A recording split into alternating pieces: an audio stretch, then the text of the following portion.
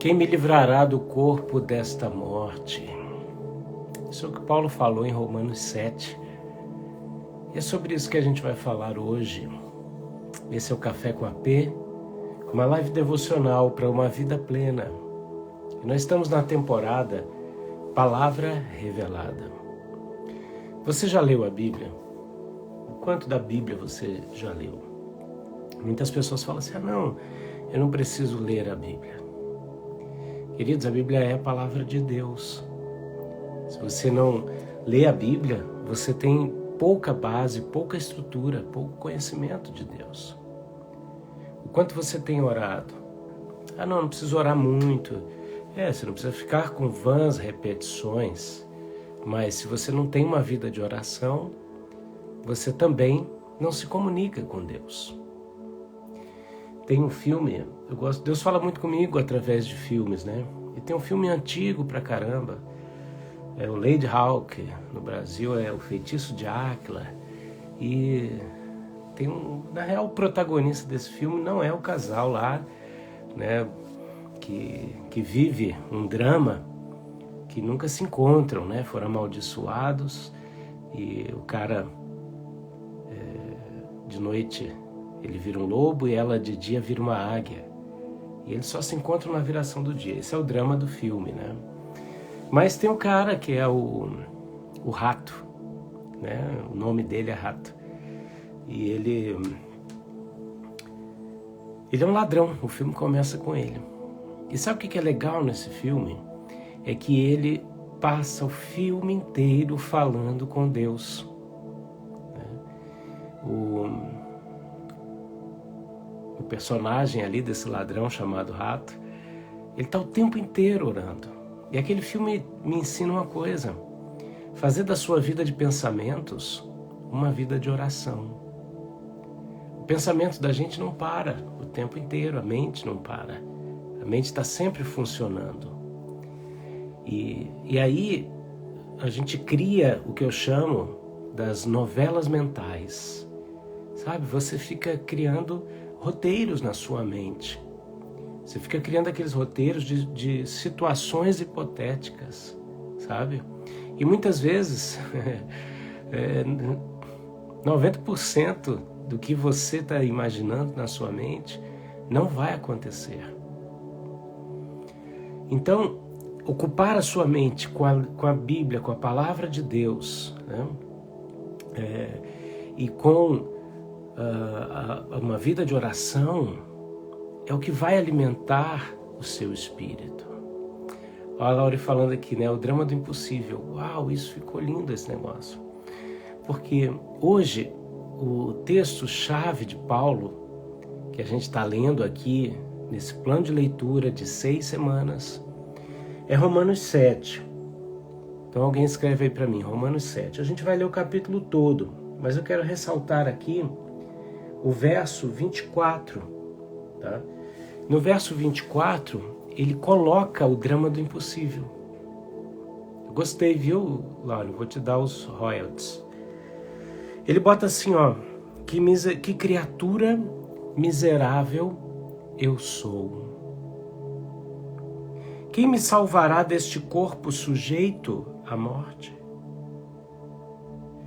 Então, a gente vai ver aqui no capítulo 7, Paulo relatando o conflito interior.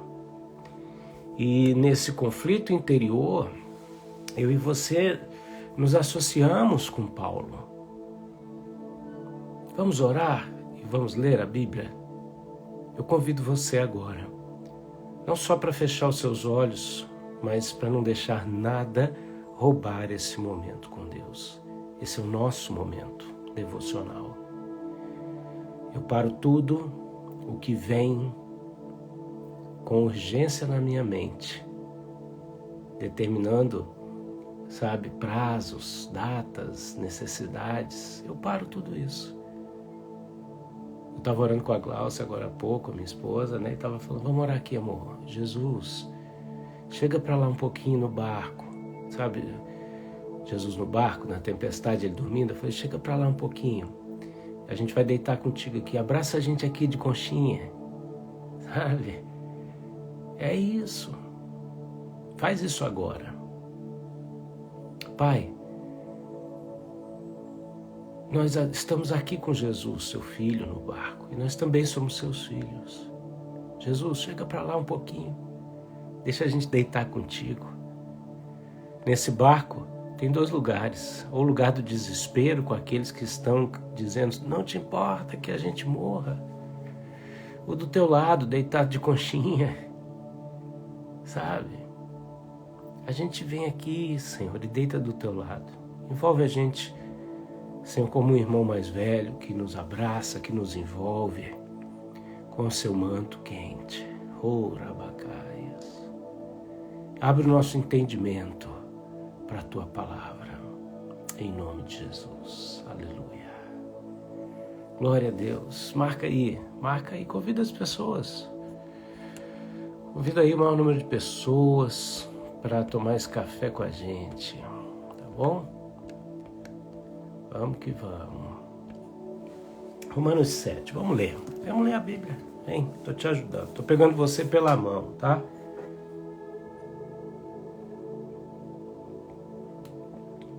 Irmãos, certamente vocês sabem, estou falando àqueles que entendem a lei, que a lei possui autoridade sobre uma pessoa apenas enquanto ela vive. Por exemplo, a mulher casada está ligada pela lei ao seu marido enquanto ele está vivo. Depois da sua morte, porém, ela está livre da parte da lei que diz respeito ao seu marido. Portanto, enquanto o marido está vivo, ela será chamada adúltera caso se una a um outro homem. Porém, se o seu marido morrer, ela está livre dessa parte da lei. Se ela se casar com outro homem, não será adúltera. Assim, meus irmãos, vocês foram mortos em relação à lei, por meio do corpo do Messias, para que possam pertencer a outra pessoa, isto é, aquele que foi ressuscitado dentre os mortos, a fim de podermos dar fruto para Deus. Olha aqui, existe uma confusão. Ontem eu falei um pouquinho, se você quiser depois ver a live de ontem, ela está salva. Ontem eu falei um pouquinho sobre essa questão da lei e da graça. Nós cristãos brasileiros, em particular, temos uma grande dificuldade com isso. A gente vive os extremos. Ou a gente rasga o Antigo Testamento, ignora completamente, ou parte para um lado supersticioso, judaizante, quando existe um equilíbrio disso tudo.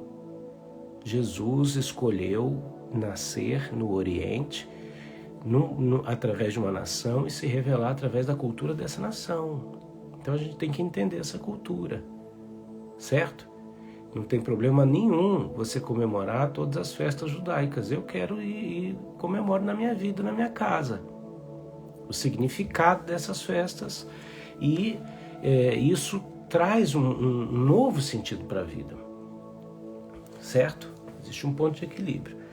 E voltando aqui para essa questão da lei, gente, a lei tinha um objetivo que a gente falou ontem, que era mostrar o quão pecador os homens são.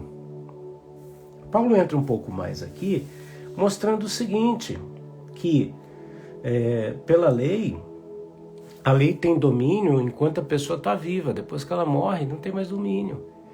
E quando a gente se encontra com Cristo na cruz do Calvário, no momento de salvação, no momento de entrega da sua vida, né, o que acontece?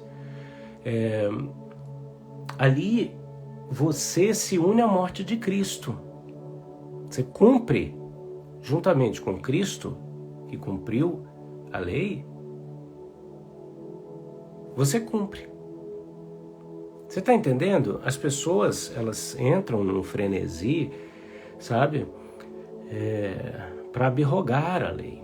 Quando, na verdade, se você não entender como Jesus cumpriu essa lei, você não consegue cumprir. Você vai cair no lado religioso, farisaico, judaizante. Você vai cair em um monte de áreas. Agora, Jesus cumpriu essa lei. Não no esforço braçal, no esforço carnal, mas na dependência do Espírito Santo. Aos olhos dos religiosos, ele estava até quebrando essa lei, porque ele curava no sábado, os discípulos comiam, sabe, no sábado, algumas coisas lá que eles colhiam, né? E por aí vai. Entende? Só que, qual era o objetivo da lei? Mostrar quão pecadores os homens são, e o salário do pecado é a morte. Só que Jesus veio e ele faz o quê? Ele nos mostra como cumprir isso e viver o processo de morte com ele. Morte da vontade. Morte da vontade. Tá? Morte da vontade. Por quê? Porque a nossa carne, você vai ver aqui Paulo citando uma questão de conflito, etc. Ele está falando da vontade da carne. Gente, de um jeito ou de outro, a nossa vontade da carne, ela tem que morrer. Agora, escuta o que eu vou te falar. Presta atenção no que eu vou te falar agora. A forma com a qual a vontade da carne morre determina tudo. Tudo. Olha o texto. Vamos lá. Você entendeu isso? Jesus fala aqui que morreu para viver para outra pessoa. Então a gente morre com o Cristo crucificado e passa a pertencer ao Cristo ressurreto. Vem comigo, porque eu vou entrar aqui no aspecto de como a vontade da carne deve morrer. Verso 4, assim, meus irmãos, vocês foram mortos em relação à lei, por meio do corpo de Cristo. Olha aí, Cristo não ignorou aquilo tudo e falou, não, isso é perda de tempo, bobagem. Quer dizer, peraí, Deus se enganou? O Deus que chamou Moisés, o Deus que se revelou para Moisés, o Deus que mandou Moisés construir um tabernáculo que era a sombra das coisas futuras. Será que Deus se enganou? Não. Mas Deus queria que o povo seguisse essa linha condutora até chegar o mistério que estava oculto e a nós foi revelado, até Cristo, para entender isso. Se você não entender isso, você não entendeu ainda o ponto principal do Evangelho. E aí, várias coisas escapam pelos seus dedos. Para que possam pertencer a outra pessoa. Fomos mortos com o corpo do Messias para pertencer a outra pessoa, isto é, aquele que foi ressuscitado dentre os mortos, a fim de podermos dar fruto para Deus. Você só pode dar fruto para Deus se você morre com Cristo e ressuscita com o Cristo ressurreto. É esse o processo de conexão que te permite dar frutos. Fora isso, é tentativa humana, carnal, esforço religioso, que não produz nada de Deus. Você entende que é uma linha tênue, mas que faz total diferença? Verso 5. Pois quando vivíamos de acordo com nossa velha natureza, as paixões ligadas aos pecados agiam por meio da lei em nossos membros, resultando em fruto para a morte. Por quê? Porque o cara fazia coisa...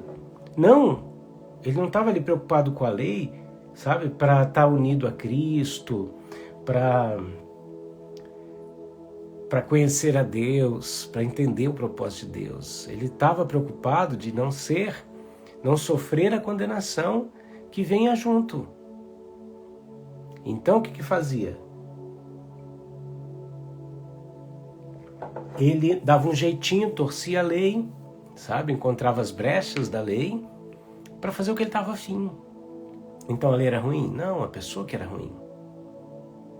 Da mesma forma que hoje as pessoas fazem a mesma coisa com a graça. Identicamente, gente. Por favor, é uma questão de observação e inteligência.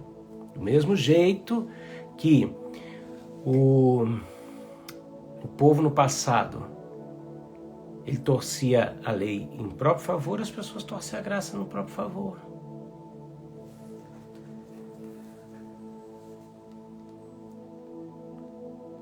Mas agora fomos libertos deste aspecto da Torá, porque morremos para o que nos dominava. Como que foi livre? Não foi livre porque Jesus veio e completou, foi livre porque você ingressou nesse processo que Jesus produziu.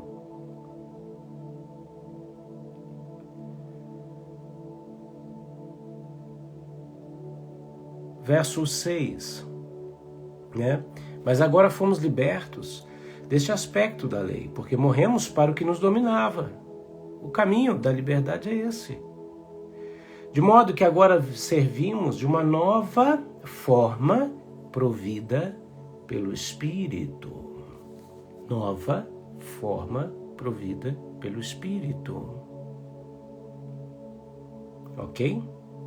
Não do antigo jeito de seguir exteriormente a lei, a letra da lei. Olha, o problema do passado é que as pessoas seguiam exteriormente. Deus disse no Antigo Testamento que Ele colocaria a lei no nosso coração. Trocaria o coração e colocaria a lei nas tábuas do coração.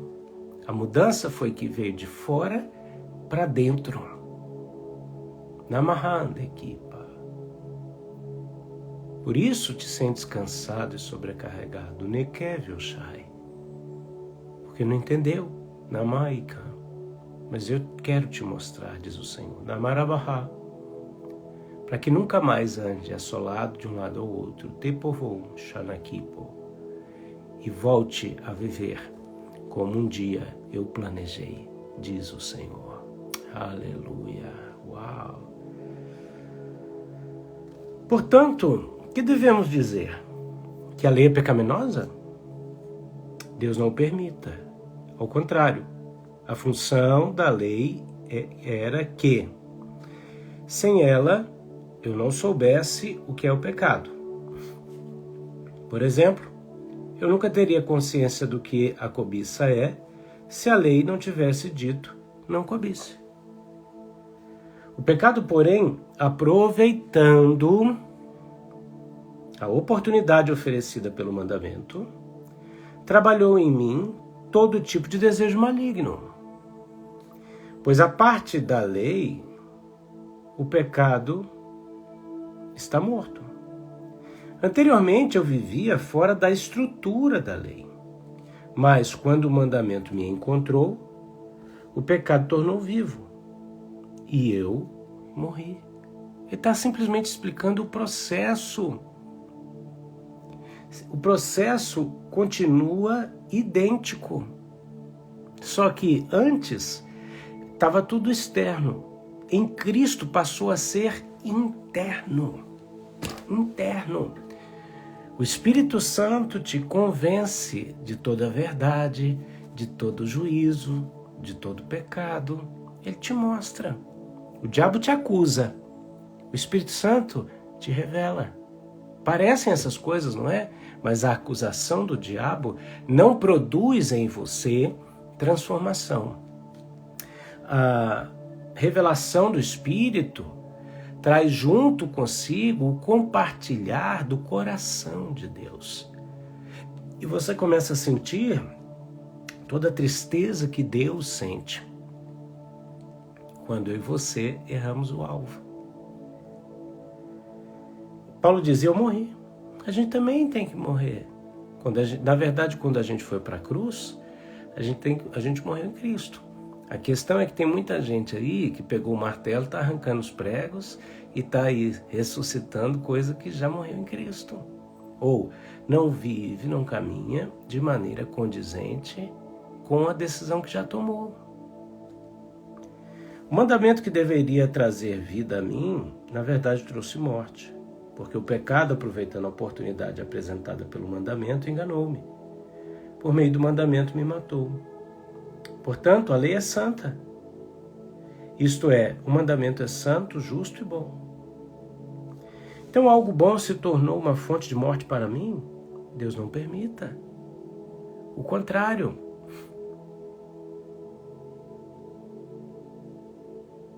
A Lorena está perguntando aqui, pode estar fora do contexto do que programou, mas quando puder em alguma live comenta sobre o novo casamento. Quem se divorcia não pode casar novamente. Tá, isso aí dá assunto pra caramba, né? Obrigado, Lorena, pela sua participação. Uma hora a gente fala só disso. Tá bom, querida? Paulo citou aqui no sentido... a Bíblia fala disso, tá? Mas Paulo aqui está fazendo a comparação como ele faz lá na frente, comparando Jesus e a igreja com o noivo e a noiva e tudo mais, tá? Mas a gente fala disso. Olha só. Então, algo bom se tornou uma fonte de morte para mim? Deus não permita, ao contrário. O pecado operou a morte em mim por meio do que era bom, para que pudesse ser claramente exposto como pecado.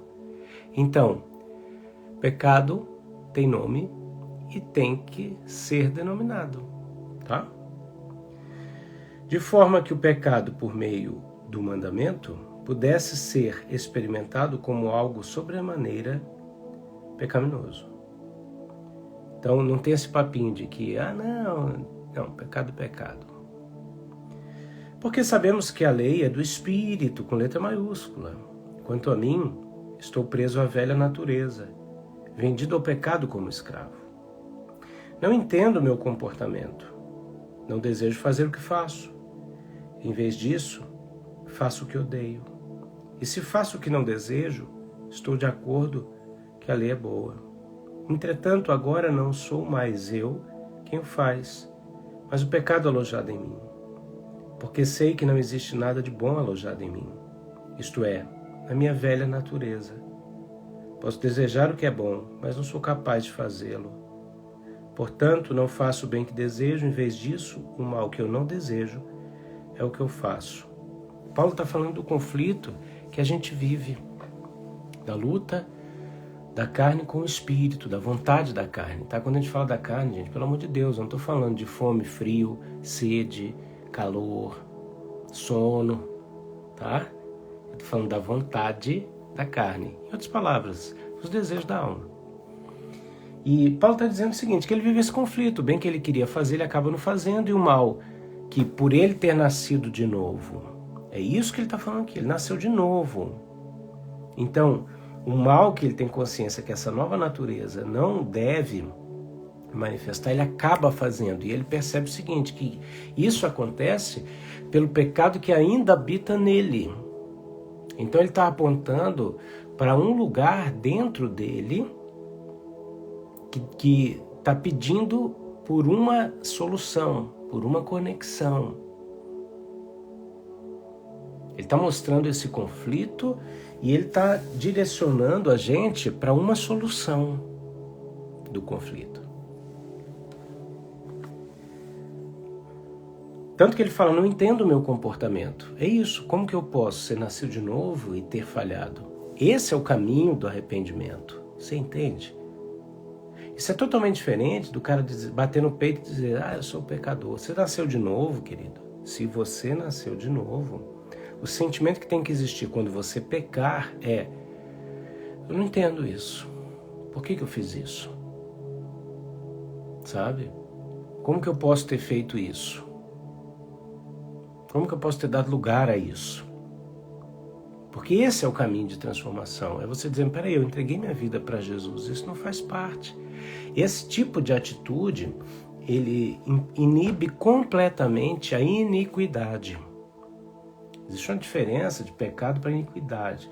E de forma muito simples, muito clara, é o seguinte, o pecado é aquele erro que você errou no percurso, ou é até aquele erro deliberado que você fala, não, estou a fim de fazer e vou fazer, tá? Pecado. Mas quando isso se torna comum, hábito, se torna iniquidade, passa a fazer parte da vida. E chega ao ponto da pessoa ficar igual o leproso, que perde os membros e não sente. E esse é o perigo da atual sociedade, sabe? Onde se naturalizou o pecado. E Paulo está dizendo aqui em Romanos 7 que toda a questão da lei tinha um objetivo ao conduzir as pessoas à morte. era mostrar que pecado era pecado. A graça, ela muda alguns aspectos da lei, tornando mais difícil. A graça tornou a lei impossível. Por quê? Porque a lei dizia assim, ó, olho por olho, dente por dente. Você pisou no meu pé, eu piso no teu. Gente, isso é fácil. Isso é facinho. Você pisou no meu calo. Que mais eu tô a fim de fazer na minha vida? Revidar. Você me ofendeu. O que mais eu tô a fim de fazer? Responder. Então, esse aspecto da lei alimentava o seguinte, beleza, tô afim. A graça, ela torna isso impossível. A graça fala assim, ó, pediram para você caminhar 1 milha, caminha 2. Pediram a roupa, dá o manto. Sabe, atingir uma face, oferecer outra. Entende? E isso nunca vai ser conseguido através de normas. Vai ser vivido através de relacionamento íntimo com Deus. E aí, nós vemos aqui Paulo descrevendo esse conflito interior. Tá? Ele diz, o que eu quero fazer eu acabo não fazendo, mas a atitude dele era, como eu pude fazer isso? É isso que você tem que perceber. Se tem muito tempo que você não vive isso, o que Deus está falando aqui através do Michael, né? Se tem muito tempo que você não vive isso, volta onde você perdeu a sua essência. Ok? Volta onde você perdeu a sua essência.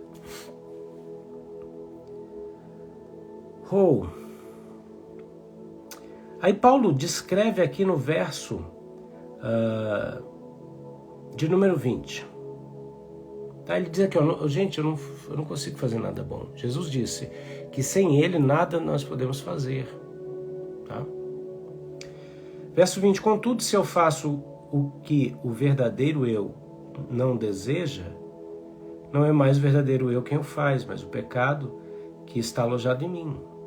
Desse modo, considero uma regra, um tipo de lei perversa, que apesar de eu desejar fazer o que é bom, o mal está bem ali comigo. Porque no meu interior, concordo totalmente com a lei de Deus, mas nos meus membros vejo uma lei diferente, que batalha contra a lei da minha mente, tornando-me prisioneiro da lei do pecado que opera nos meus membros. E aí ele chega nesse ponto, que ele fala assim, que miserável homem que sou, quem me livrará do corpo sujeito a esta morte? E aqui, esse texto faz uma alusão a uma prática dessa época ou anterior, que diz que se, por exemplo, 2 homens estivessem no campo trabalhando e um homem lá com a sua ferramenta ferisse o outro sem querer, sabe? Tá lá cortando uma árvore, voa o machado e mata o outro. Ninguém estava ali para ver. O que acontece? Como saber que aquele homem era inocente? Ou não? Eles pegavam o corpo do morto e amarravam no vivo.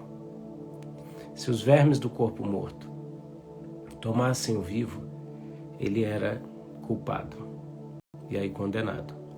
Se não, ele era livre da culpa. Paulo está trazendo isso para a memória do povo que conhecia essa cultura. Então, ele está se referindo a quem? O Paulo está se referindo ao Saulo. O Paulo está dizendo, olha, quem vai me livrar do Saulo? Eu estou carregando esse Saulo aqui. Estou carregando o Saulo que era matador, que era torturador, que era legalista, que era perseguidor de cristãos, que consentiu com a morte dos justos, e por aí vai. E ele via os conflitos dele. Como a Bíblia fala, homem como nós, sujeitos às mesmas paixões. Por quê? Quando Jesus morreu na cruz, ele se fez pecado, maldição e enfermidade por nós.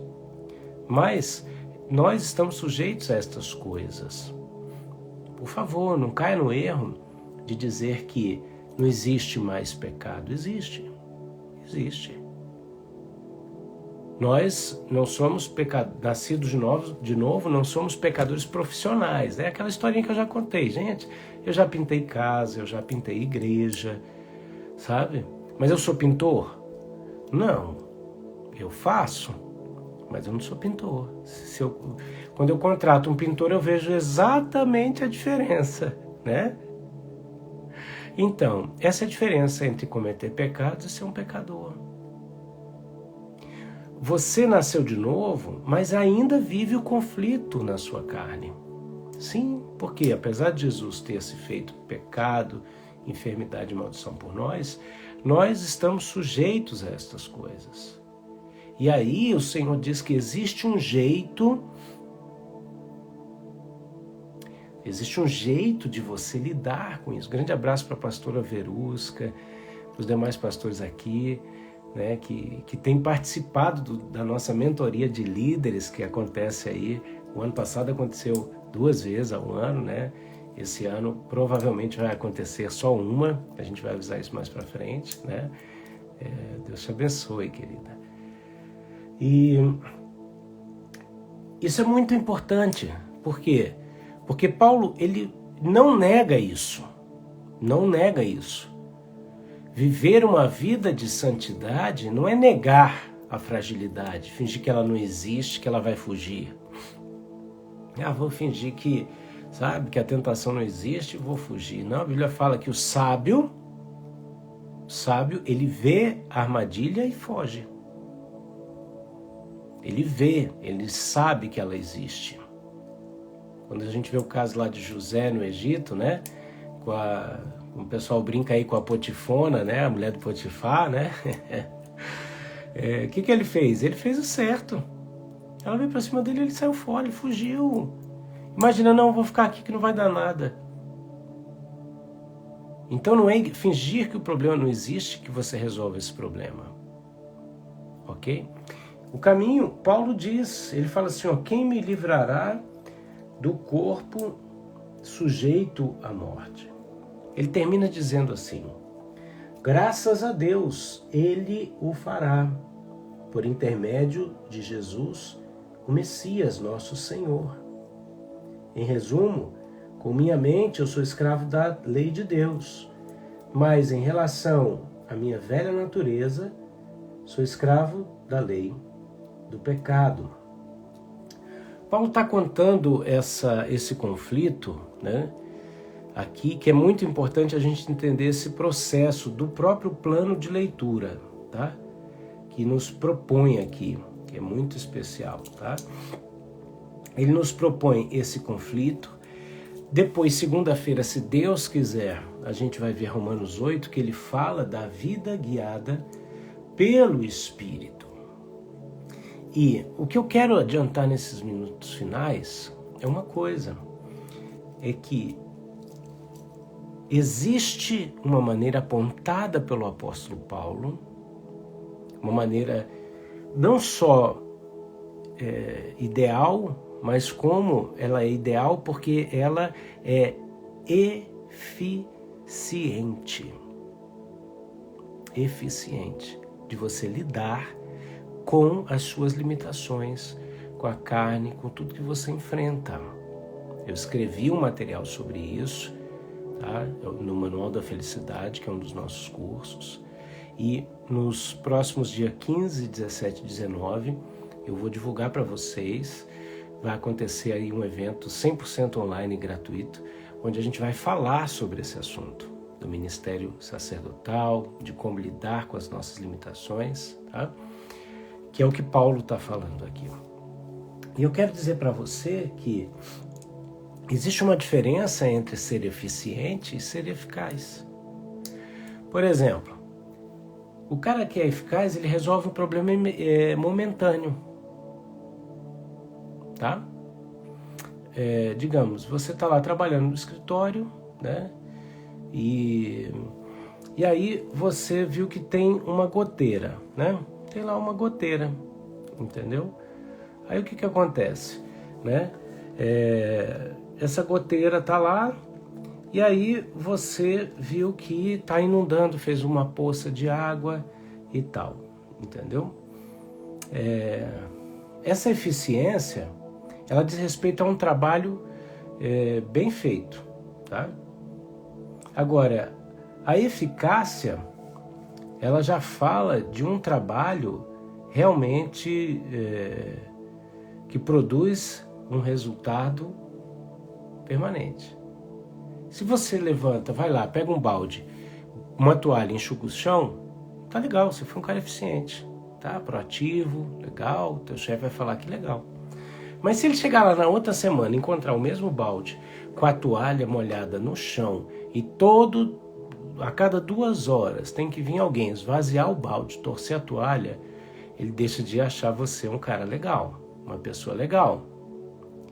O que você precisa fazer? Você precisa resolver o problema. Você precisa entender como o problema se resolve, sabe? Então você vai lá e descobre a origem da goteira. Assim é a nossa vida com relação às nossas fragilidades e às nossas limitações. Existe uma maneira.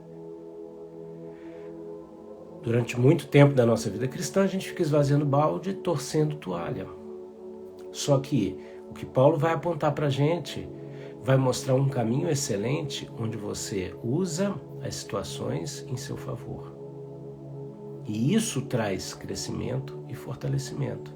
Por quê? Trazendo para a vida real, a goteira não acaba. Porque a gente ainda está nesse corpo. Até ele ser glorificado, e quando eu digo glorificado é o seguinte, é esse corpício aí que Deus te deu, tá? Cuida bem dele. Esse corpo vai ser revestido de glória, ok? Quem sabe no meu revestimento de glória eu ganho meus 20 quilos de massa muscular. Quem sabe no seu corpinho de glória, todas as mulheres vão querer perder 5 quilos. Isso aí é um caso feminino, você pergunta para todas as mulheres do planeta, né? Então, mas é esse corpinho aí, entendeu? Vai ser revestido, transformado. Então, o que acontece? Paulo vai mostrar para a gente, ele mostrou o conflito. Ele já deu uma dica, ele falou assim, existe um caminho. Existe um caminho em Jesus. Para quê? Para você não ficar torcendo toalha e esvaziando balde. Existe um caminho para você fazer esse negócio trabalhar em seu favor. Enquanto a gente está vivo, a gente tem a carne, a gente está ligado com a carne. Tem em nós isso. Só que a gente tem que transformar isso numa usina. A gente tem que transformar essa goteira, na vida de muitos, uma enxurrada, sabe, num produtor de energia. Você tem que transformar isso num negócio que vai regar as plantas. Você tem que transformar isso, tem que canalizar isso. E isso é o que Paulo fala a respeito de uma vida guiada pelo Espírito. Certo? Paulo vem respondendo grandes questões do Novo Testamento. Tá? Eu quero orar por você agora. E o meu desejo é que você tenha fome de conhecer isso, desejo de conhecer isso, porque é isso que vai trazer fortalecimento, crescimento, é isso que vai te tirar de uma vida religiosa, é descobrir mais sobre isso, que vai te livrar de uma vida religiosa. Quando você ouvir mais sobre isso, você vai ter um sentimento, eu tenho certeza, você vai falar assim, meu Deus, por que não me falaram isso antes? Mas você vai perceber que você vai ter como olhar para trás e ver aquilo que aparentemente era todo um tempo perdido. Muitas vezes dentro da igreja você ficou ali subprodutivo, subaproveitado, porque você não sabia disso. Então eu quero que você tenha fome de descobrir o como. Você precisa ter fome para descobrir o como lidar com as suas fragilidades, com as suas limitações, com os problemas que constantemente fazem parte da sua vida. Deixa eu te falar uma coisa, a crise não acaba. Jesus disse, no mundo tereis aflições, mas tem de bom ânimo. Como que termina esse versículo? Com um ponto final. Tem de bom ânimo, ponto. Ele diz assim, tem de bom ânimo porque eu venci o mundo, ponto. Eu venci o mundo, ponto. Não tem vírgula e vocês vencerão também. Ah, P, você está dizendo que eu não vou vencer? Não, eu estou dizendo o seguinte, que a vitória se encontra em Jesus e você precisa descobrir como acessá-la. Como a gente vive uma vida guiada pelo Espírito? Como a gente se despe do velho e se veste do novo? Como a gente acessa as nossas riquezas em glória em Cristo Jesus? É disso que Paulo está falando. É para isso que ele está apontando. E você tem que ter fome, desejo de conhecer isso. Pai, aumenta a fome, o desejo na vida dos meus irmãos. Abre o entendimento, os olhos para essa necessidade. Eu apresento a vida de cada um, Senhor, de maneira intercessória e profética. E eu te peço que essa palavra fique ardendo no coração de cada um. Em nome de Jesus. Como você vai lidar com o Saulo que você carrega? Essa é a pergunta. A resposta dessa pergunta vai te introduzir numa vida excepcional. Aleluia. Olha só, entra no nosso grupo do Telegram, #Café com AP, tá bom? E ali a gente tem avisos para dar, a gente troca pedidos de oração, a gente está aí em plena campanha de oração que vai até domingo. Então, se você não fez parte ainda dessa campanha, vem, né? A Laura está pedindo para eu repetir, eu já nem sei mais, Laura. Depois vai ficar gravado, você volta lá, volta, quantas vezes você quiser, viu? Aleluia, né? Ó, Ivana, que coisa linda, hoje eu estava pensando e pedindo perdão a Deus pelo que fiz, vergonha e arrependimento. É Deus compartilhando, né? Depois do café eu te ligo, tá, Marquinhos? Não esqueci de ti, não. Nem que uma mãe se esquecesse de você, eu não esqueceria. Tá bom, guri? Viu, Ivana? Que bom, querida. Quando a gente sente isso, é porque Deus está compartilhando o coração dele com a gente. E é esse compartilhar que denuncia essas áreas da vida da gente, mas que também nos fazem ter uma ótica diferente da situação e uma decisão. Olha, tem uma coisa para te falar. A responsabilidade de você receber o sim de Deus na tua vida depende de você. Ontem eu falei, eu vou repetir. A Bíblia fala que Deus, o nome de Deus é sim e amém. É engraçado, né? Ele não diz assim, sim ou não. Apesar de Deus ter resposta sim, não ou espera, mas a Bíblia fala que ele é o sim e o amém. Amém? Glória a Deus. Depende de você receber o sim, tá? O pessoal está perguntando como que é necessário instalar o Telegram? Baixa o Telegram, tá? Vai lá na lojinha do teu celular e baixa o Telegram. No link da minha bio aqui no Instagram, você clica lá naquele link, vai ter a opção de entrar no Telegram também. Se não, quando você baixar o Telegram, você bota lá #Café com AP. Tá bom? Glória a Deus. A gente tá aí no meio da campanha de oração, né? Estamos indo aí até domingo, né? Tem sido tremendo. Quem tá na campanha de oração aí, coloca aí, dá uma palavra aí e diz como tá sendo, né? Hoje a gente teve a presença, a pastora Glaucia aí fez um negócio legal, ela tá convidando pessoas e tal, e a gente teve a presença hoje da pastora Priscila, né? E foi muito bom, foi uma bênção, viu? Uma bênção. Ó, fixei aqui o Telegram, tá? Café com AP, não é com SP não, com AP, tá bom? Glória a Deus, glória a Deus. Pastora Cida também que tá lá com a gente na mentoria, né? Olha aí, de liderança. Uau! Como lidar com nossas fragilidades, limitações e crises? É isso aí, eu vou responder. Fica com a pergunta. Vamos falar disso segunda. Vamos mergulhar. Essa live tem uma função. Despertar em você a fome. Despertar a fome. Tá? Aleluia. Glória a Deus. Gente, coisa boa. Vai lá pro Telegram, então. Por fim, tô botando aqui meu e-mail, que é o Pix, né? Se você quer semear a nossa vida ministerial aí e colaborar, ser um mantenedor, qualquer valor. Eu quero agradecer a generosidade de muita gente que tem semeado na nossa vida e tem sido uma bênção, tem nos permitido estar aqui. Amém? Então tá aqui fixado, né, o meu e-mail, tá? rafaelmedeiros.augusto@gmail.com. Se você deseja outra maneira, manda uma mensagem para mim e eu vou ter o prazer de te orientar, né?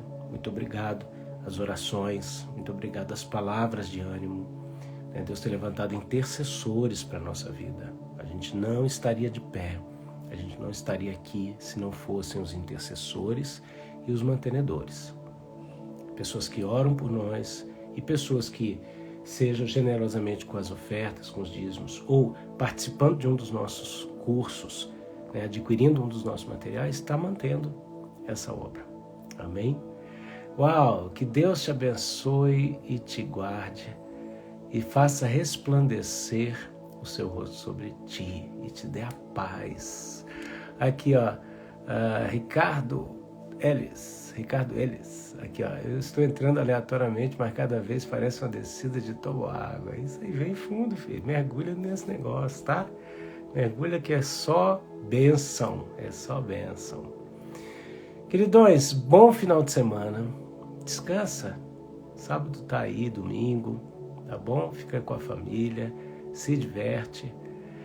E a gente se vê segunda-feira, se Deus quiser, ou na madrugada, tá? A campanha continua na madrugada até domingo, tá bom?